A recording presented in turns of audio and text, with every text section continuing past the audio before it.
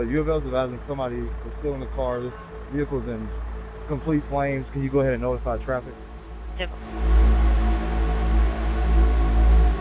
Our ability to have technological advancements plus we went back to old school ways, and I would believe that's when we put our feet on the ground and we get out and we actually talk to the community. So it has been extremely successful in our ability to be able to track these individuals, locate these individuals, and apprehend, so we can give proper prosecution and we can give closure to the families. So when you're investigating them, what are some of the things that you're looking for to put the pieces of the puzzle together to lead you to the person?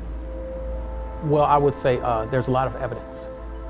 Normally, whenever an event takes place, serious injury, collision, or fatality, which normally we're responsible for investigating, the evidence from a vehicle or, pedestrian roadway or another vehicular factor that comes into place, a lot of that evidence is left on the roadway. So we go through the process of looking at the evidence to match it to a specific vehicle. And we go from there to know what we're looking at.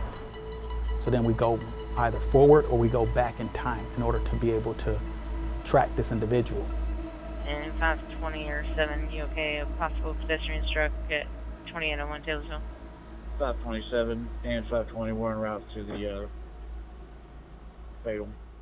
527 is okay. The units that are there, let's work on closing that road down and mapping it off for traffic.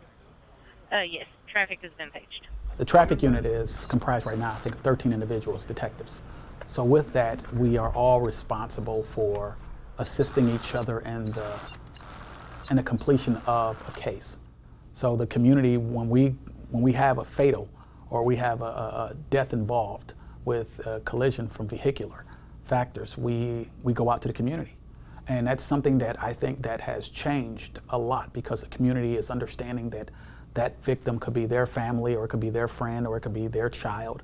And they assist us in such great ways that we are actually able to use that information they provide us, and it allows us with the process to identification of that individual. When you leave someone, I mean, this is just for anybody. This is a brother, a sister, a mother, a father, grandparents.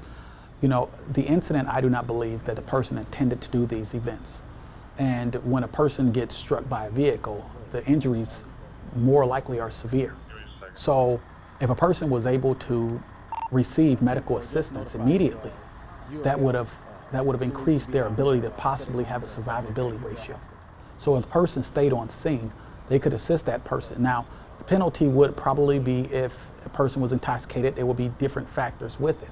But, leaving a person guarantees their survivability will decrease immediately. And the issue that arises is that when people, if they leave the scene, it becomes worse, because they solidify the ending result of a person losing their life. Now with that, we're the last person in line that can be able to speak for those individuals who are no longer with us and their life has expired. But that is due to the fact that the individual has chosen not to stay there and assist that person.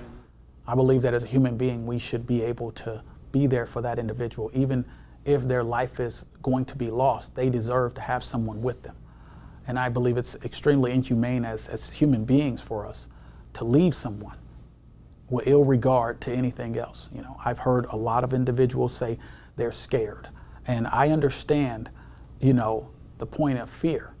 But I always ask them, were you afraid to press the gas? Were you afraid to hide the vehicle? Were you afraid to avoid detection? And at the time of that, it's not. And I tell them, I say, you're more afraid of getting caught by the police than helping another human being. And normally, sometimes it's not even the person's fault. Sometimes, you might have someone in a roadway, and they're wearing dark clothes, and it makes it hard for them to see it. These are factors we come in contact with. The person probably would not be charged for these things. But once you guarantee that this person does not get medical attention they need, then we have no other choice but to seek justice for that person. Are you aware of any successful prosecutions due to FAST? Oh, absolutely. The FAST team, which is the prosecutions in Jefferson County, They've devised a team that it works very, very hard with understanding the dynamics of vehicular homicide investigations and how it correlates to what needs to be done on the judicial side of things. So we have successfully prosecuted a number of individuals who have either taken plea deals or they fought it out in court, and the family has gotten justice for it. What is your message to the families who have experienced this, been injured, seriously injured, or lost a loved one due to a hit and run? The only message I have from our unit is that we care. And when a person leaves that individual, or they hurt them, or they take the life of another individual, I want them to understand that we will work tirelessly. We take extremely seriously these type of events that take place, and we will scour tooth and nail to try to find these individuals. I believe a life is sacred, and I believe preservation is number one.